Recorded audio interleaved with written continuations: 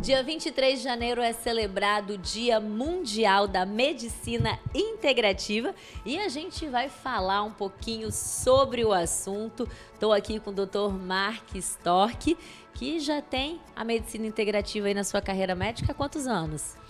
Já tem vários anos, estamos trabalhando com a ideia aí de cerca de 10 anos já, trabalhando com essa prática, né? A medicina integrativa é uma prática, ela não é uma especialidade e que vai convergir, ela vai apontar um número grande de ferramentas para que a gente possa diagnosticar e tratar os pacientes. E o que ela difere tanto de uma prática, digamos, uma prática médica convencional? Sim, a prática médica convencional, ela vai adotar de forma muito intensa a alopatia, que também é um recurso importante, estratégico. São os remédios. Que são os remédios que a gente geralmente vai encontrar nas farmácias, nos hospitais. A ampliação do leque, que já inclusive a gente vem encontrando nas farmácias tradicionais. Então hoje você pode encontrar um fitoterápico na farmácia, você pode encontrar, por exemplo, óleos essenciais da aromaterapia, você encontra vitaminas, sais minerais daquela antiga e conhecida a medicina ortomolecular, como era conhecida.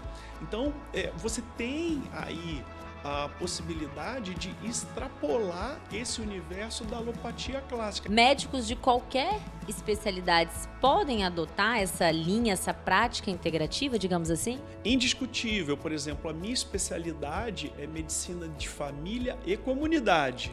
Não é?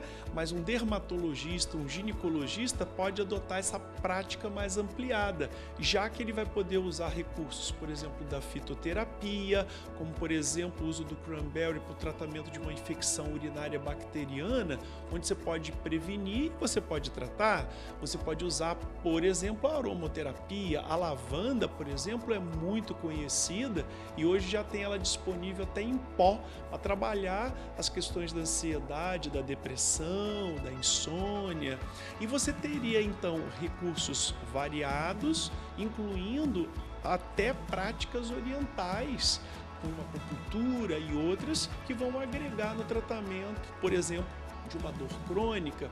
Então, a medicina integrativa, de acordo com o perfil, inclusive de adoecimento do paciente, ela vai poder ter aí inúmeras ferramentas para a condução do caso clínico. E dentro dessa lógica, a gente não vai estar focando tanto apenas na consequência, na sintomatologia. A gente vai poder abordar muito a questão causal dos adoecimentos. Então, respeitando mais a fisiologia, a fisiopatologia, com esses recursos mais amplos, é como se a gente fechasse a porta de múltiplas causas de um mesmo adoecimento.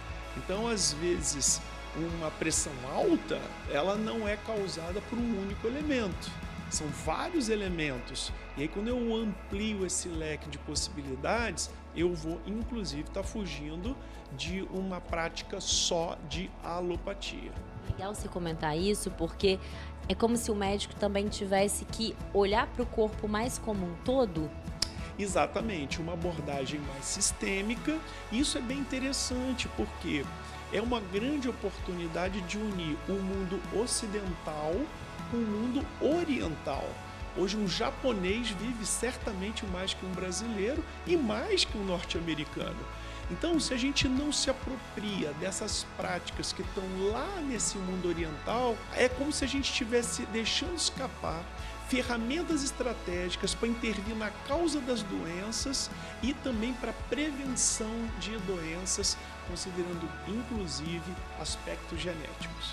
O número de revistas científicas que abordam o tema e que tem a medicina integrativa como foco central, ela já está espraiada por todo o mundo mesmo, né? E o Brasil, ele vem aumentando esse esforço, não é? Com pós-graduações dedicadas e um movimento interessante de saúde integrativa, onde outros profissionais, como os nutricionistas, já adotam uma prática da nutrição funcional. Assim como dentistas têm uma lógica de atendimento da odontologia biológica. Eu estou dando esses dois exemplos, mas isso extrapola para outros profissionais. Fisioterapeutas, terapeutas ocupacionais, onde você tem, então, essa busca de um leque mais amplo de abordagem do paciente. E é interessante, porque isso complementa práticas. Muito legal a gente falar isso, né? Porque a gente vê que os profissionais aí estão de olho, sim, nessa questão de se a gente pode ir na causa e resolver o problema, por que ficar só remediando? E se a gente falar, assim, de novidade aí, tendência, o futuro próximo aí da medicina integrativa, o que a gente pode falar que tem de novo? Tem de novo uma apropriação cada vez mais sistemática e contundente de tecnologias que vão nos aproximar, enquanto medicina integrativa, de um grande movimento político e social que existe, que é chamado de transhumanismo, onde a ideia é usar a tecnologia da melhor forma possível dentro do campo da saúde para o benefício das pessoas, não só para aumentar a expectativa de vida, mas também para aumentar a qualidade de vida das pessoas. Um exemplo claro é o uso, por exemplo, do equipamento S-Complex, não é? Que faz um check-up não invasivo, que não vai nos trazer um conjunto de informações que eventualmente um exame de sangue não vai conseguir, um exame de imagem não vai conseguir. Então, ter, por exemplo, em testes genéticos, conseguir observar uma linha de tendência daquele paciente para determinados adoecimentos e talvez não para outros, onde a gente possa dar o quê? Um enfoque de abordagem, inclusive respeitando a lógica de uma nutrição mais funcional e que a gente possa reforçar, inclusive, o trabalho do profissional que vai constituir um plano alimentar, não é? E que a gente possa não deixar a pessoa numa lógica de condenação de que porque o avô teve uma doença, a avó teve uma doença, a mãe, o pai teve uma doença, que a pessoa também vai ter. Não, de repente é um reforço com o uso de um nutriente, às vezes de um hormônio, de uma dessas ferramentas terapêuticas que vai servir às vezes como prevenção. A gente pode dizer então que é sim o futuro da medicina, em que a tecnologia, a inteligência artificial cresça não só nos tratamentos para grandes doenças e sintomas, mas também na prevenção e na causa, é isso? Sim, a gente pode ter uma estimativa que cerca de 23% do nosso adoecimento ele tem muita ligação com a genética, mas deixa aí uma brecha de 77% para questões de estilo de vida e a nossa interação com o meio ambiente.